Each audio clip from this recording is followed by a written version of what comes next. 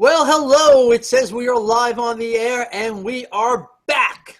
Yes, it's another edition of Midday Passion, the show for all of you out there looking for something else in life. Maybe you're out of the rat race already, or you want to get out of the rat race and you want to get more out of life. That's what we're here to talk to you about today. It's an hour of fun talk and enlightenment with myself, Ray Chaffardini, and my co-host, Diana Gartland-Jones and Kate Saxon. So, just a little bit about us and the show. We've been doing this for a while now. We do another show on Monday nights called Passion for Your Profit, from Your Passion Online, which is basically, this is a takeoff of that to a degree, because we are involved with a company that allows us to take our passions and make money from it. Now, if you think that's pretty interesting, hang around because we'll give you a shot at it later on. But you don't have to be anybody special to do this. We're three individuals, all from distinct backgrounds, different upbringings, a lot of different things in life experience-wise, and we can take those experiences and put it into a format that other people will listen to and pay for information from, and it's how we make a living, besides educating people on how to do stuff on the internet, which is something else we do. But as for myself, I was sold the bill of goods growing up. You know, go to school, get good grades, get into a good college, and get a good job, so you can, retire and then, live your life happily ever after. And nobody told me that was going to be different, because as you go along in life, the rules change. And what was relevant back in the late 70s is not true today. Because companies don't have pension plans the way they used to. They don't take care of you in retirement the way they used to. Now, unless you're with a union or government or something like that, you don't get anything. Everything has to come from yourself. There's individual retirement accounts, 401ks. That's your money that you've earned, but that's put away for you. And the one thing is, our generation doesn't save. So there's got to be a way for people to make a living without working in retirement, and that's what I'm here for. Like I said, I was sold the bill of goods. I did go to college, University of Miami, go Canes, and got into the radio advertising business the day after I graduated, had a job waiting for me. Spent about 19 years in that field, got into some other fields after that, computers, consumer goods, all kinds of different things. And then things hit rock bottom around 2003. I woke up one morning and slipped my wrist. Thank God my roommate found me and I was saved. But, being a suicide attempt survivor gives me a whole different perspective on things. And working my way back up, I did, have some odd jobs in between, and then finally got set up with a job that lasted 5 years until I was told one Thursday I was being let go because the company was in financial trouble. And they could save on my salary and a few others. So after spending 6 months looking around and not finding anything, because at my age, there was a little bit of discrimination there, which I couldn't prove, of course, and dealing with people that have no idea of your value and just want to hire somebody young and cheap, it's not going to get you too far. And those are the realities in the world today. So after 6 months of looking and going nowhere, I found myself online looking for opportunities and came across one that really struck me with websites. And $5,400 later, I was out of pocket that amount because it was basically a scam. But soon after, I did find the current opportunity that I'm in, and it's been a godsend because everything that I wanted is here. I've got to meet Diana and Kate through this and a whole bunch of other people. And, we've just formed great bonds because everybody's here to pull everybody else up. We don't want it to be people climbing over each other, trying to keep everybody else down like crabs in a bucket. We want to get people off of that hamster wheel of life and onto a new course that they can control their own destiny and not have it controlled by anybody else. So that's it about me. What I'm going to do now is pass it on over to Kate and let her tell you a little bit about her background, and then we'll take it over to Diana. So, Kate, it's all yours. Hey, Ray, thank you. And I got to tell you, I love hearing your story And it's weird. Somebody would say, gee, I love you, and you talk about your suicide attempt. But the reason why I do love it, first of all, because you're brave enough to come out and say those words and not admit it necessarily, but to let people know who you really are, you know. And it was one of the things that sort of bonded us, because I had a number of those attempts and a number of pretty horrible hospitalizations, horrible bouts of depression. And, you know, it actually brought me into working in the business, in the field of counseling. And it was by my own, you know, I had a lot of medications over the years. I had even electroshock therapy, which is horrible. And I even woke up during one of those sessions, and it was insane. They had that thing in my mouth so I wouldn't bite my tongue. I mean, I've never really told this story, but it was awful. And when I came to, because they had to give me even more medication to keep me under during that specific session, I told them, I said, I woke up during that. And they said, no, you didn't. You did not. Every time I came out with an awareness, they minimized it or totally just said, oh, she's crazy. You know, you're crazy. The ironic thing that I found in my personal hospitalizations, and then when I worked in hospital settings as the counselor, I found that the patients were much more savvy, much more, I don't want to say intelligent, but aware than the staff. I used to say, the staff is sicker than the patients. And that's kind of scary. But anyways, I'm good. I digress.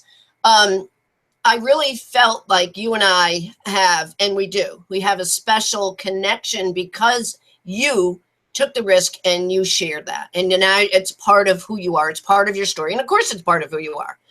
But not everybody owns that dark past. And as we've learned, and I've learned over the years, the only thing that can combat darkness is light.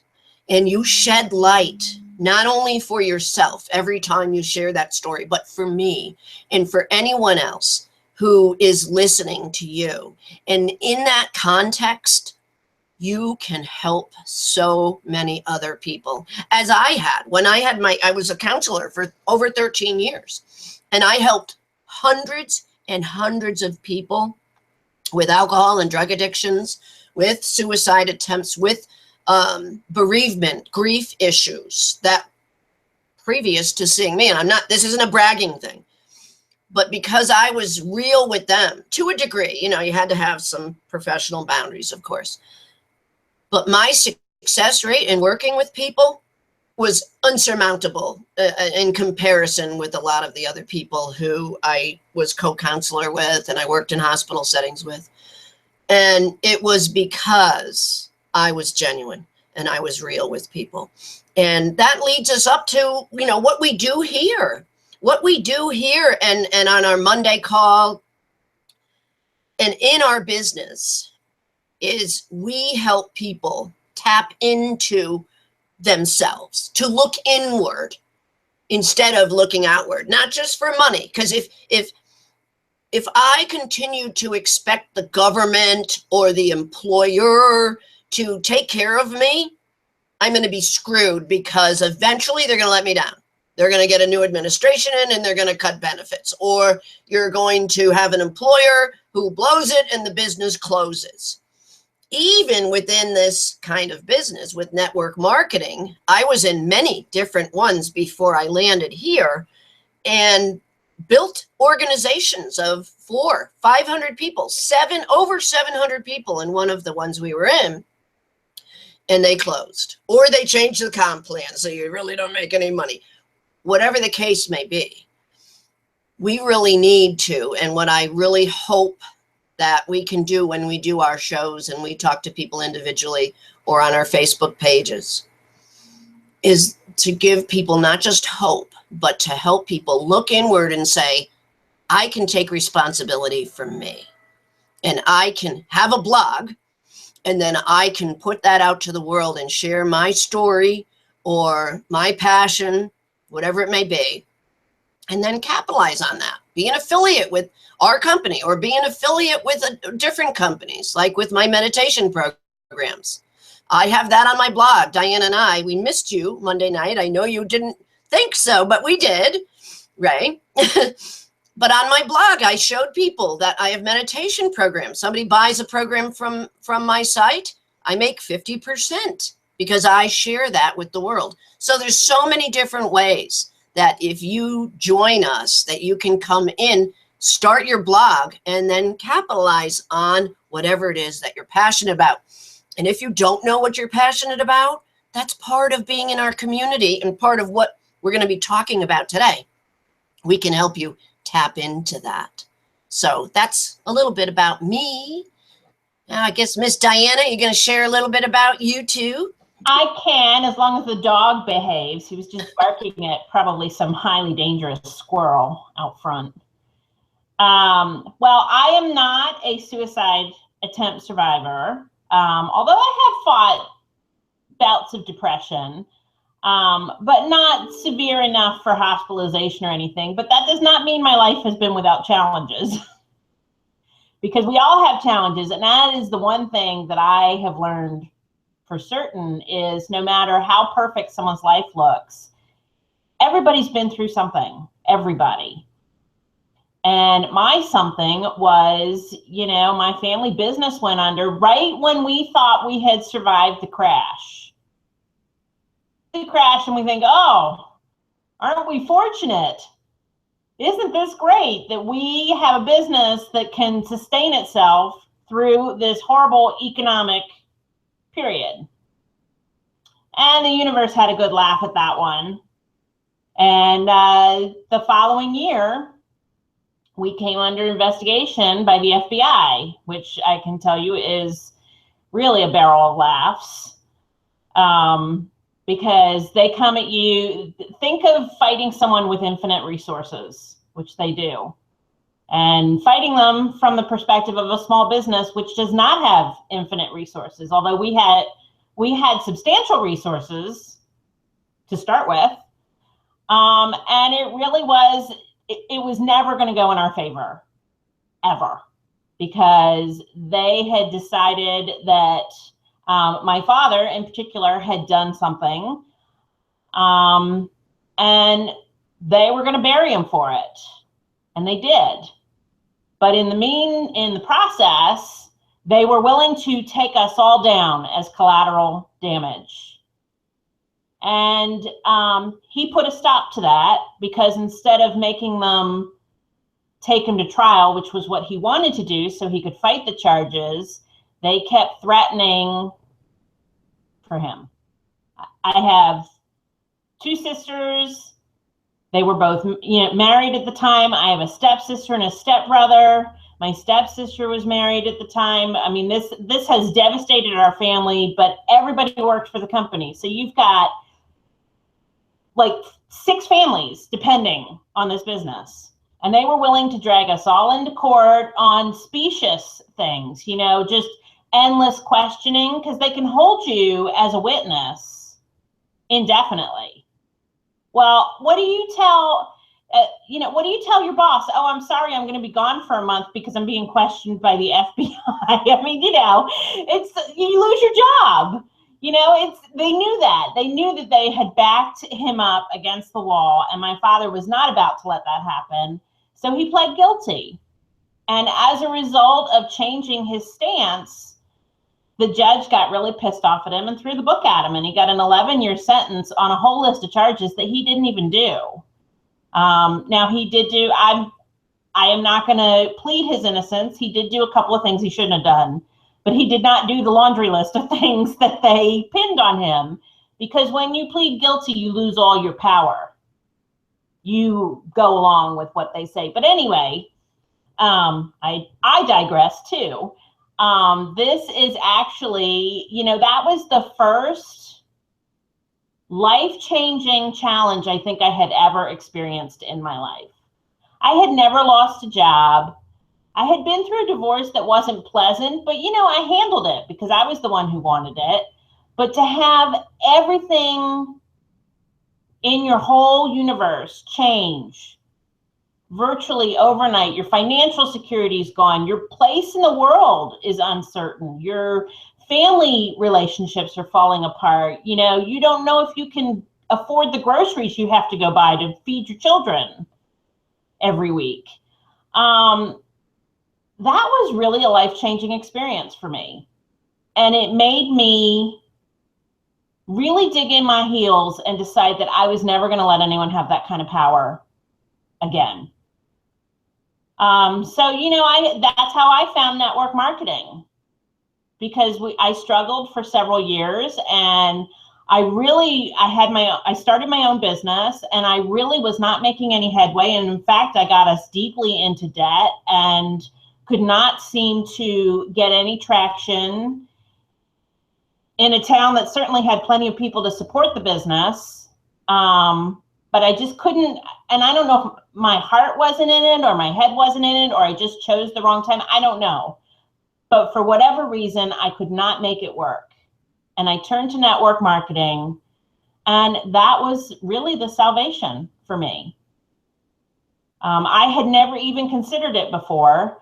And the only reason I looked at it was because a friend of mine had joined this company, and she has long since left, but it fired up my imagination, because somebody who I knew, I had met her through a previous work experience. So she was somebody I trusted professionally, and someone I considered savvy and smart, was taking something like this seriously, which I had always dismissed before. And it really changed my thinking, who am I to dismiss it when obviously other people who I consider smart are doing this. And I got involved, and I love it. I love everything about it. But that's my story, and I'm sticking to it. Oh, we lost Ray. Ray disappeared. Oh no! Oh, I'm sure he didn't like my story, apparently. I'm sure he'll pop back in. But yeah, and we've been reading this book, E Squared, and what's her name? Gosh, Pam Grout. Pam Grout, right? Pam Grout.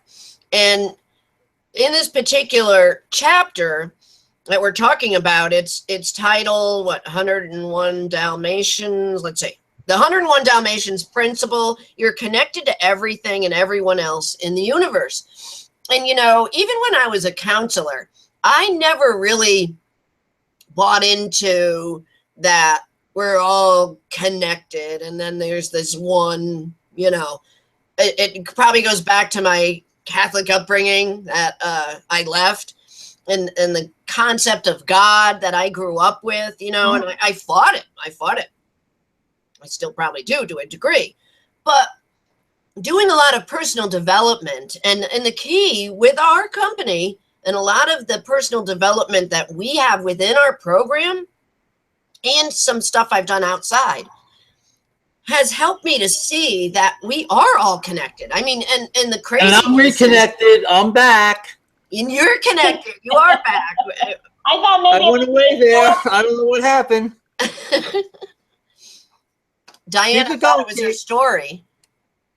Yeah. I thought it was my story.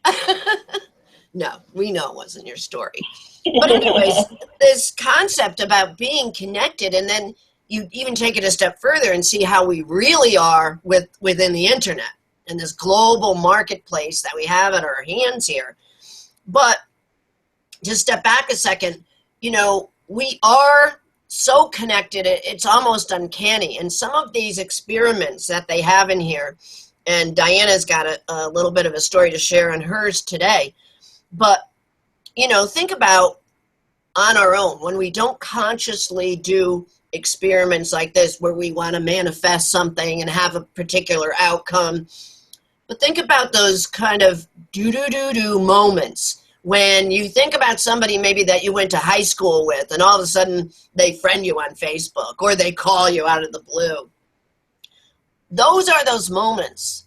And a lot of people just kind of brush by them and say, oh, it's not a big deal. But those are the moments that I've learned through our personal development, is that it's important to be aware of that and mindful when those things happen, but that we can make those things happen.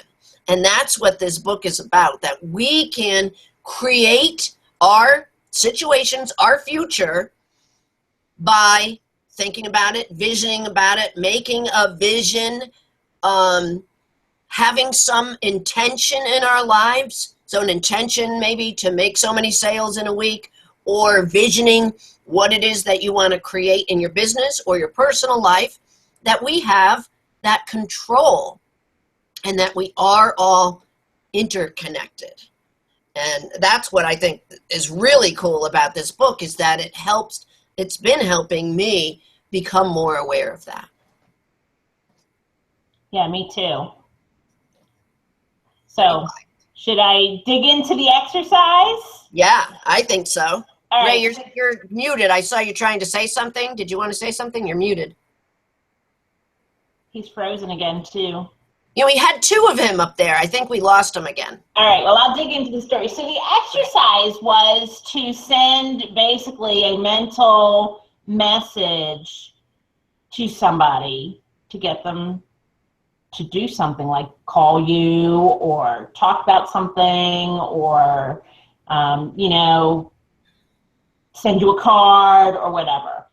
And I had already made plans to go visit my dad on Sunday. He is in a low security federal facility about 2 hours from my house. And we have been having email troubles for the last 6 weeks or so, because, I mean, the man's old as dirt. It's a fingerprint verification system, and he's 75. His fingerprints don't always work on the machines. And of course, government workers are like, well, we don't know how to fix this. So we've had limited email. So I've had very little communication with him, but I love to go visit with him and listen to him talk about his family, because he is now my oldest living relative on his side of the family. My mother's actually a little bit older than my dad, so technically I guess she's my oldest living relative. But he's the oldest living relative on the Gartland side. And what I really wanted, my intention was for him to talk about his mother. I love it when he talks about his mother. She died when he was 18, and he doesn't talk about her much because that was a very painful event in his life. But when he does talk about her, I mean, it's clear that it's with love. He's got extremely fond memories of her. So I had set this mental intention when I visited him that I wanted him to talk about his mother.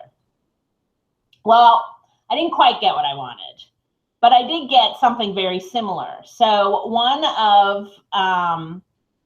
of my dad's aunts, my grandfather's sister, who never married, she was basically my surrogate grandmother growing up, because by the time I was 5, both my grandparents had died. And so my grandfather's siblings were kind of our surrogate grandparents. He had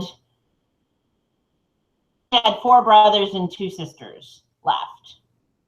And they just all stepped in and took over that role. None of them were married. My grandfather was the only one that married, which was odd in itself, but that's a story for another day. So my Aunt Loretta, my great Aunt Loretta, was basically the woman I considered my grandmother.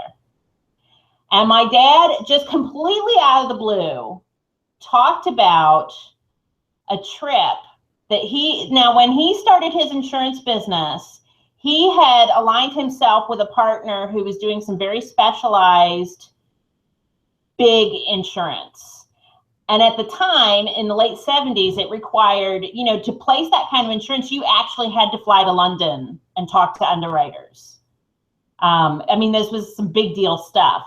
So he had taken a trip to London with his business partner, And his business partner, who was American, was married to an Irish woman.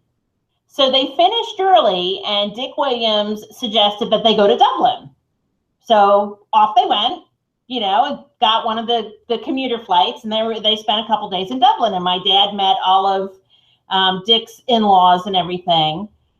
And so when he came home, we went to see my family a few weeks later, the older Gartlands.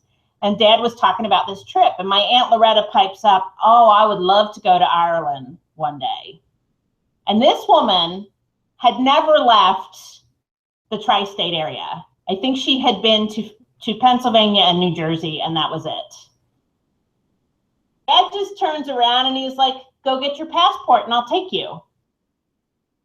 And she just looked at him and, what? So he said, yeah, I'll go back in August. We'll take the whole family, get a passport, and I'll pay for your plane ticket. And then when he thought about it, he decided to also invite his sister, Anna Marie, because Loretta and Anna Marie were very close. And he knew that it was Loretta's first flight. So then Anna Marie was invited.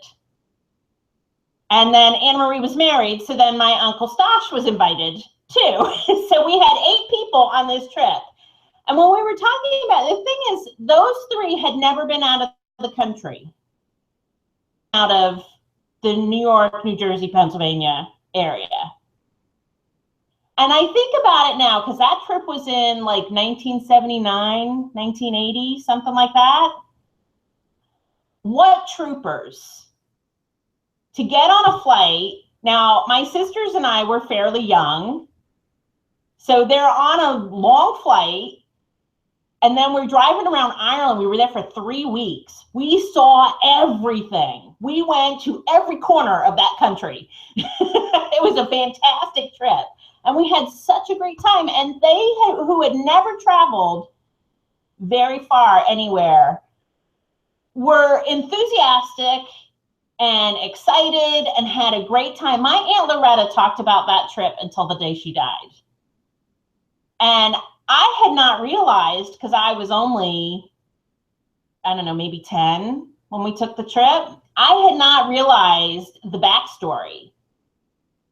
This trip, and there were 8 of us, and we had a great time. And I hadn't even thought about the fact that they had never been out of the country before, because my parents had already taken us a couple places. So, you know, at 10 years old, I was more of a world traveler than my Aunt Anna Marie and my great Aunt Loretta. So it didn't even occur to me that what a big deal this was. But that was what I manifested. So in a sense, I did get a story that I wanted, and almost about the person I wanted.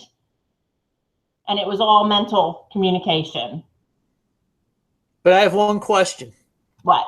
Did you kiss the Blarney Stone? I did not. Okay.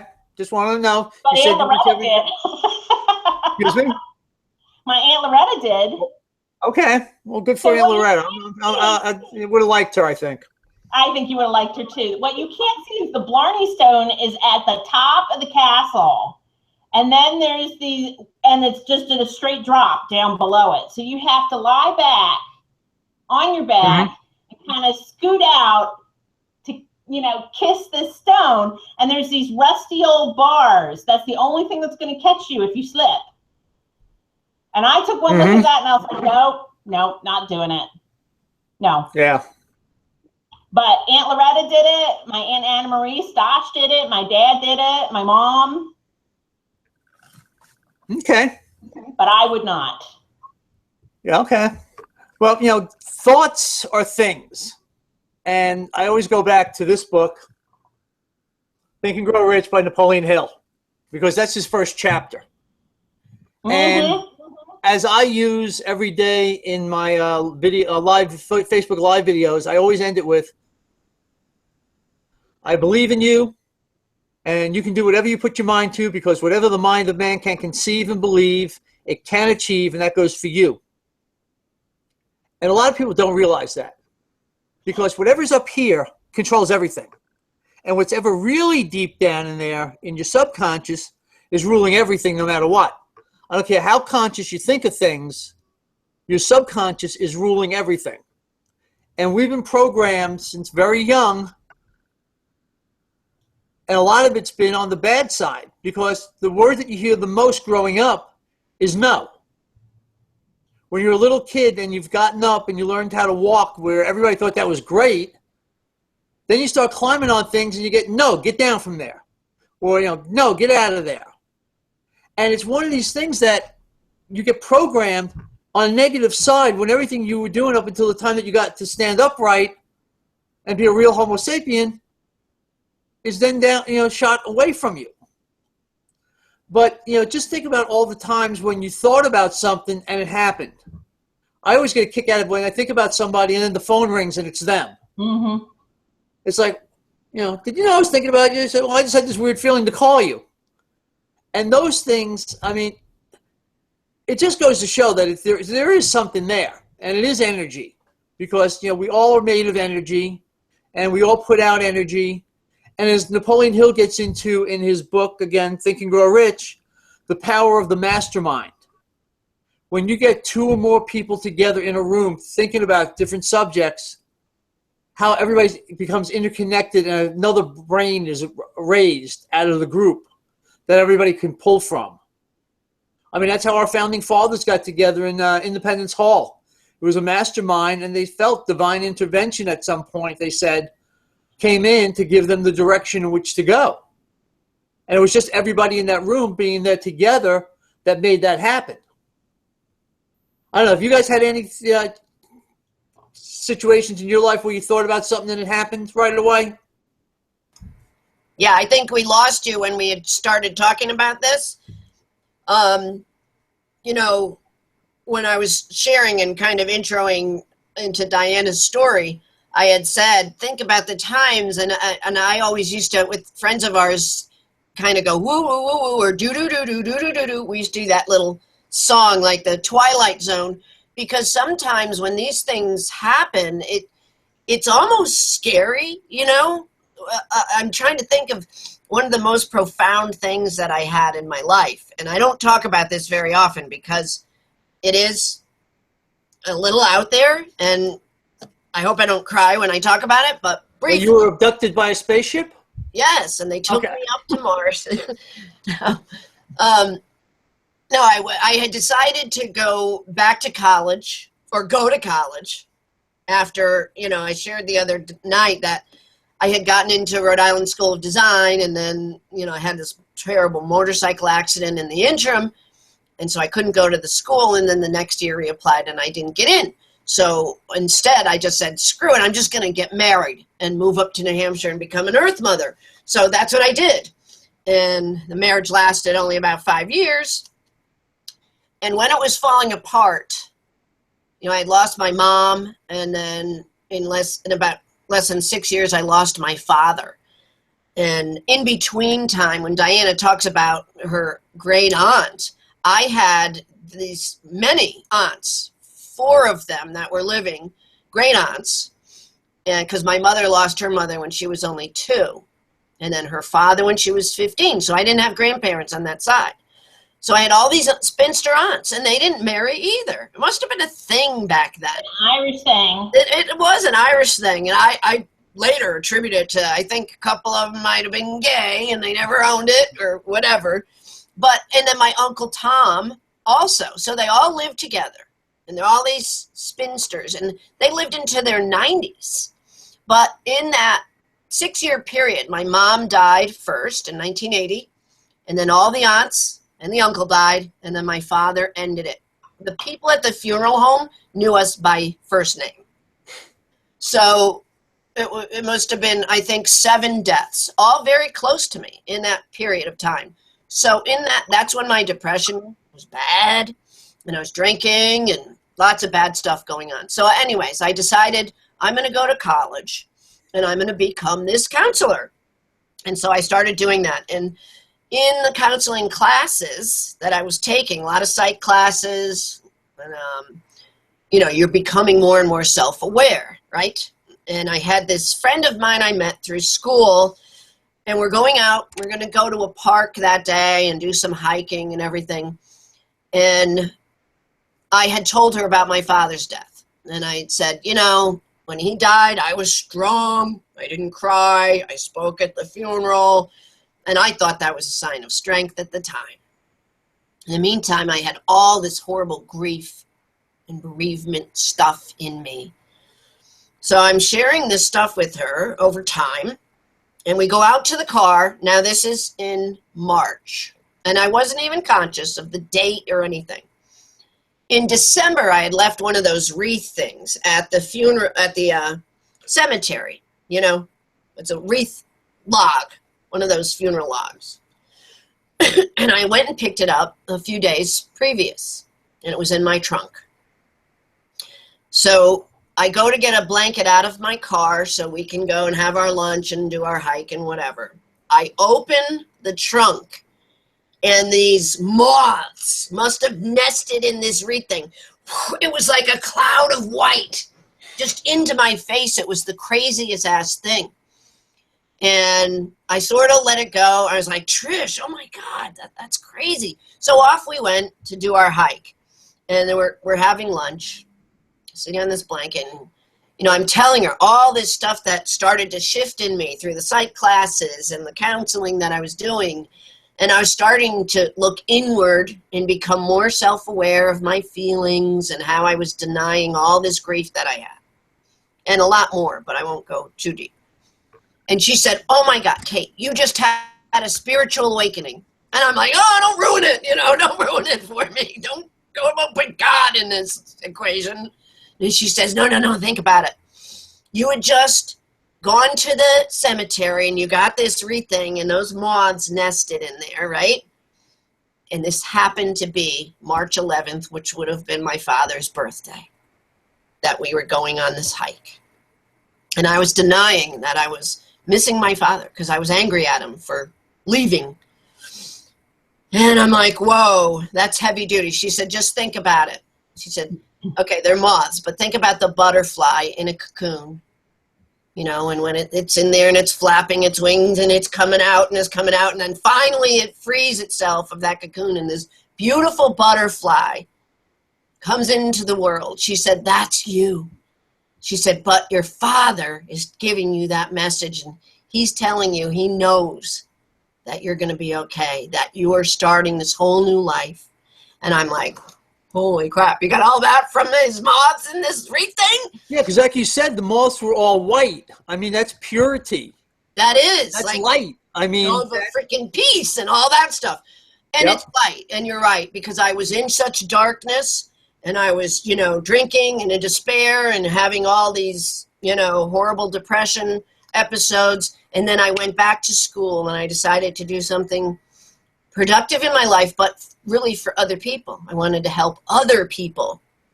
How do you help other people if you haven't come to that yourself? So that was probably, to this day, and I was only 27 when that happened, one of the most profound moments. But it took Trish, my friend Trish, to help me become aware of that and to really put it in perspective.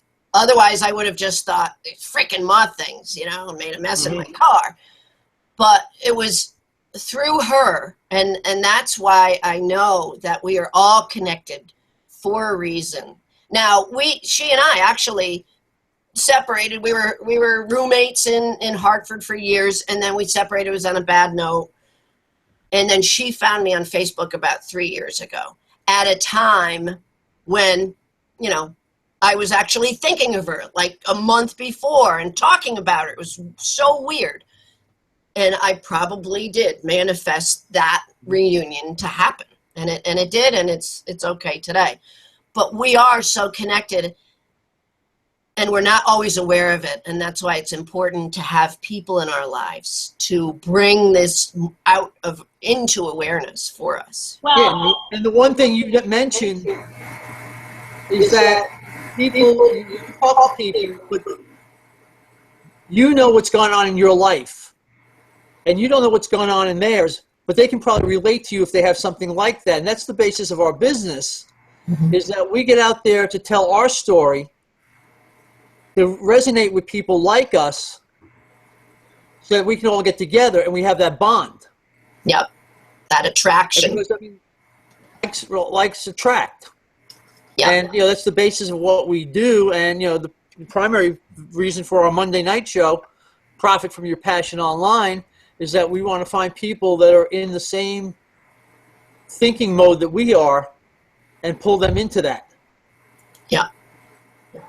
Exactly. I just wanted to bring that up out of what you said. Di, what were you going to say? Well, and it goes both ways. So if you are putting positivity out positivity, because we're all connected, if you seek to harm someone, that actually brings harm back to you. Which is why I never seek revenge for those who have wronged me. And there have been times when I've been encouraged to do so. Because when somebody wrongs you, that doesn't feel good, and you want to take action. But I have always That's what restraining orders are for. Exactly. That's what restraining orders are for. But you can't go out and actively hurt someone without harming yourself. So, for example, you brought it up, my ex.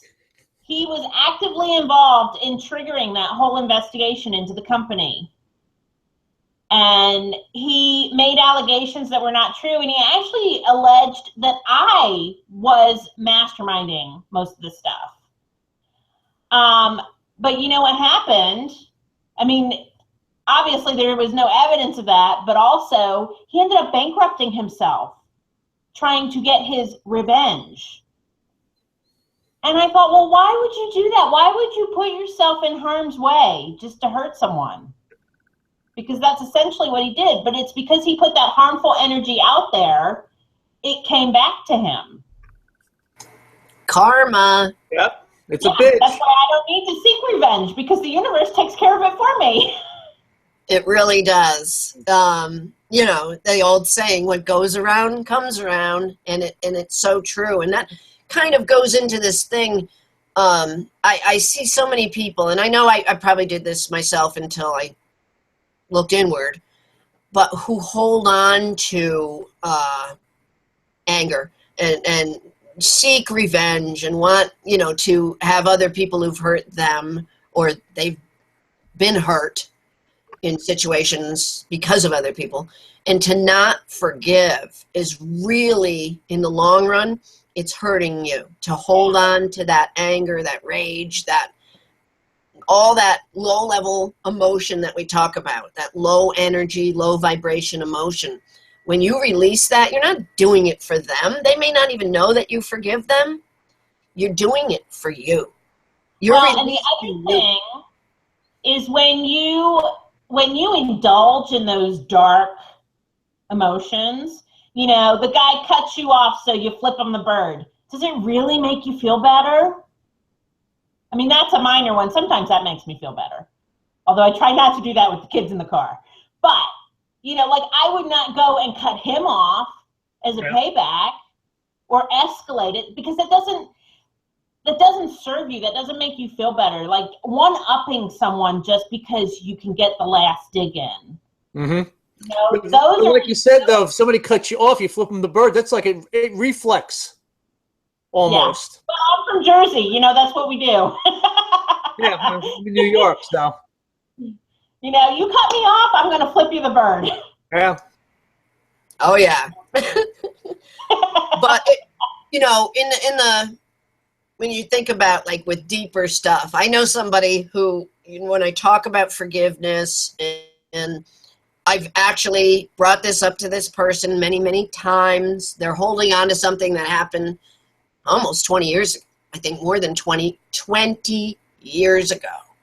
And it's affecting the whole family, because these two people can't be in the same room, or they are in the same room because they share children, adult children, and now grandchildren. And it just, everybody feels that energy at the holidays and the parties and everything.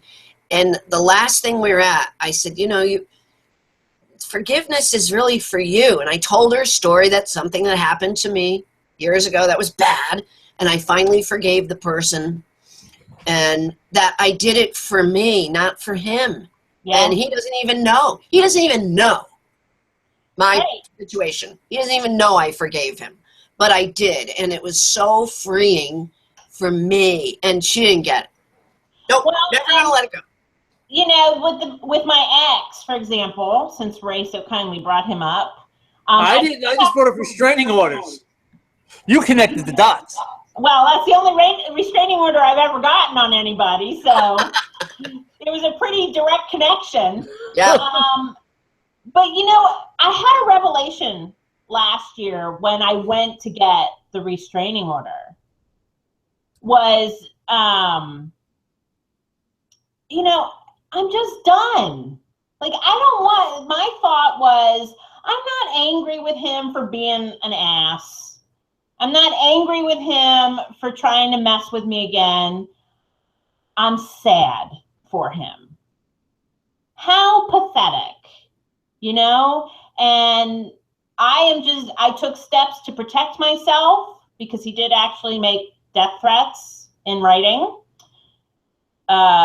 which was incredibly stupid, but I'm kind of thankful for that because he gave me something I could act on. And it gave me some breathing room, and I think it scared him, you know, that he had actually like been so reckless as to take that step, because he's not a dummy by any stretch of the imagination. But the feeling I left with, because I was expecting, like during our divorce, there was so much anger. And I was, you know, like everything was a fight, and I was so angry with him. But then when we had to meet in court last year, I was like, I'm just tired of you. You're pathetic.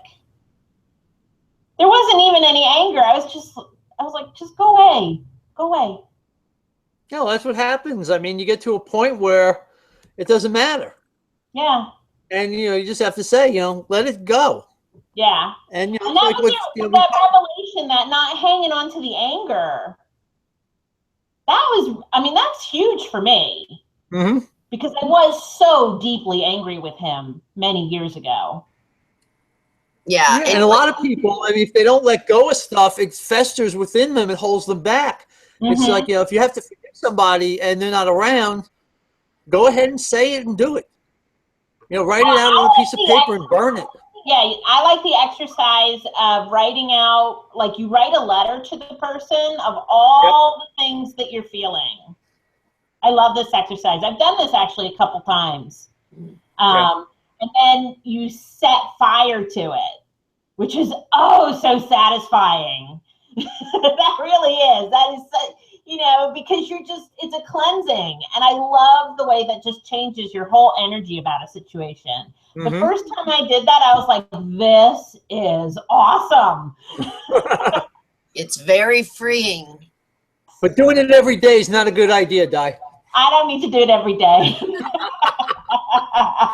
I did hear where cut me off in traffic. I did hear where you were able to go with all of that, where you said you're sad for him. You even feel sadness for him.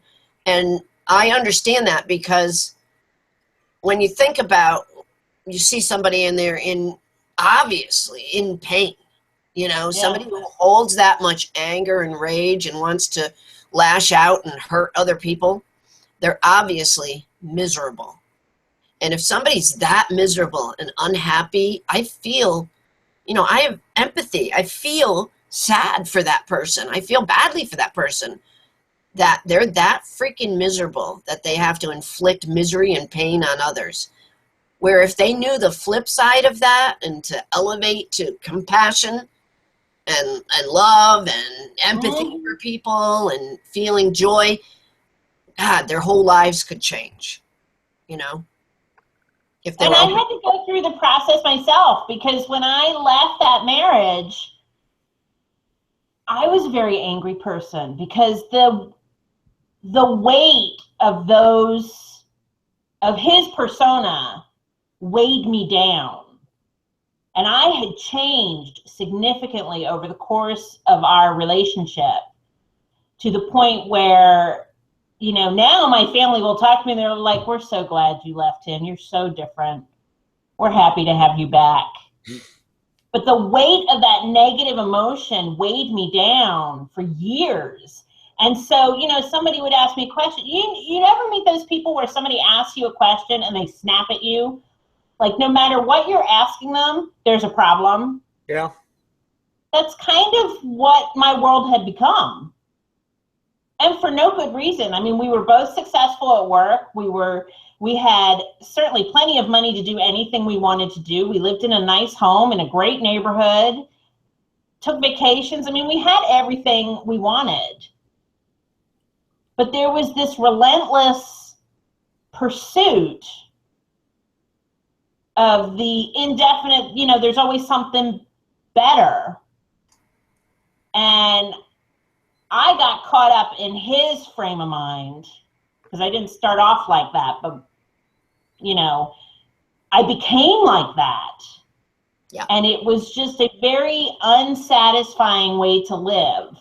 And I turned around one day and I realized that I basically had no real relationships anymore. So here I was, mid-30s. I wanted children. That wasn't going to happen. I wanted to have close friendships and close relationships, and I didn't have any. And it was a very, very lonely place to be. And I decided, even though I was married, I felt very alone. And that's when I decided that had to change, and I changed it all. I changed everything. And my family, I asked them for help, and they all stepped in and they helped me and supported me. And I don't mean financially supported me, but they were right there with, what do you need us to do? Why don't you come over for Christmas? Come have dinner with us. Whatever it was that they felt like was necessary. They were all right there with the emotional support. Nobody offered to take them out, huh? What's that? Nobody offered to take them out, huh? A couple people did who were not family members. Well, they were in a different family. When She's you do Irish. business in New Jersey, Irish, not you tend to be Italian. a little connected. I did actually have some sincere offers to take him out. Okay. And I was like, no, I don't think I want to take that route. But think about how you're talking and other people stepping up, and how they saw the change in you.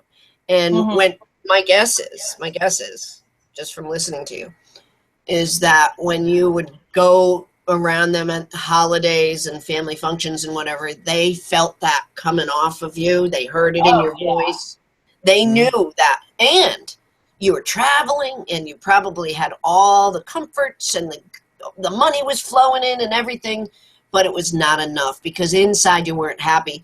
The other day, I loved the TED Talks. If any of you guys have anybody watching has never watched TED Talks, you've got to YouTube it and then just do TED Talks and then whatever you want to hear about. So I did happiness. TED Talks happiness. And there was this guy, I think he was Vietnamese or something like that. Anyways, he was talking. It was kind of difficult to understand because of his accent, but the gist of it was that he had gotten into, the pursuit of things and money. And he had left his home where they actually only worked 2 months out of the year, produced rice, and then they had 10 months off. And people were happy, but he knew that he was told he had to go to Bangladesh and pursue that American dream of working 10 hours a day and getting things, and having all that prestige. Anyways, he did that for 8 years, and he was miserable. He was unhappy. And he had everything. He even had the house with the 30-year mortgage. And he didn't know why he was unhappy. He got rid of it, got rid of all those trappings, and he went back to his homeland, his hometown. And he got himself a little acre of land, and he started growing his own plants and living off the land. And then he grew the rice 2 months a year. He works 2 months a year. He said the 10 months, he takes naps in the afternoon, and they're all happy. They're happy. They may not be rich financially, but they live off the land. They get by. He doesn't have all that trappings. And he said he thinks that that is one of the biggest diseases in our world today, is that we're all looking for that outside stuff and we're not happy inside. Look at Donald Trump. Hate to bring him up, but man, he is the perfect example of somebody who it's never enough. You can be a billionaire. Now he wants to be a trillionaire, and it's never enough. And in the context of him just needing to, be angry and put all this nasty crap out on everyone around him and destroy, and just because you're not happy inside. I never want to be like that. And I think the less things we have, the better off we could be. And you know what's interesting is by comparison, if you look at somebody like Bill and Melinda Gates, right, where they used their fortune to create a foundation, and he is very unassuming. He was staying at a resort I went to once, and it was a big deal. Like they had everyone on red alert that a VIP was coming in, but they couldn't tell anybody who it was. He was sitting at the table next to me, and I had no idea it was him until after the fact. He is that unassuming. Well, it's always, they say people with the simple lives have a better life because they live longer. They have, less stress in their life. The America today, like, Kate was bringing up, everybody has to one-up everybody else. They've got to have every little thing that's out there that has to be the best. It's all keeping up with the Joneses, not the ones in Virginia, of course, that we have Maryland that we're talking to here. But it's always, something, I got to do this. I got to, this one has this, I got to get this. And it's always an ongoing battle, and people don't make enough to have that happen. Well, and I'm always amazed when you see these families where the kids all have, little kids have $300 tablets, and, they've just got $2,500, $3,000 in electronics. And I'm thinking, how do you keep up with all that? Mm-hmm. How do you do that? And then they got the $200 sneakers. Yeah, and it's hard to watch because I see it around me a lot, where you go to the birthday parties when they're 2, 3, 4 years old, and there's so many gifts, they get overwhelmed by the opening the 6th one. It's too much for the kid. Or you go to the Christmas Eves and the Christmas days, and there's so many gifts, and then you feel like, God, I didn't spend $2,000 on these kids. I'm the bad one.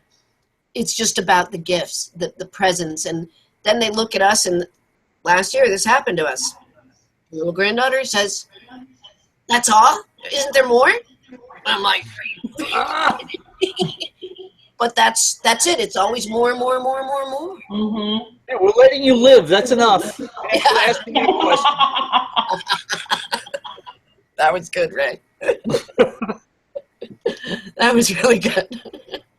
All right, glad we ended that one on a good note. Yeah, but we kind of did go off a little bit, but it all comes back to the being connected and who do we want in our lives? What kind of people do we want to put into our lives? Because we emulate those around us, and we have choices. I used to hear you can't choose your family. Well, you can choose if you want to be around them. Yes. So and it's funny, they say that, you can tell somebody's income by the 5 people they hang around the most. Mm-hmm. It'll be an average of those people, or just to right around them. Yep.